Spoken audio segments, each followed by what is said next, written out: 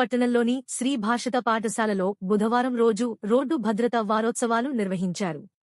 ఈ కార్యక్రమానికి ముఖ్య అతిథిగా motor vehicle inspector Rahul, traffic SI Raghupati హాజరై విద్యార్థుల్లో రోడ్డు భద్రతపై అవగాహన పెంపొందించాలని ఉద్దేశంతో ఈ వారోత్సవాలు ఏర్పాటు చేయడం జరిగిందన్నారు.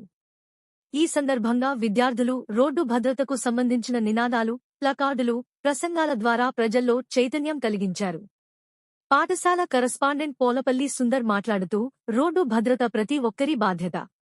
ట్రాఫిక్ నియమాలు పాటించడం ప్రమాదాల నివారించవచ్చు అని అన్నారు.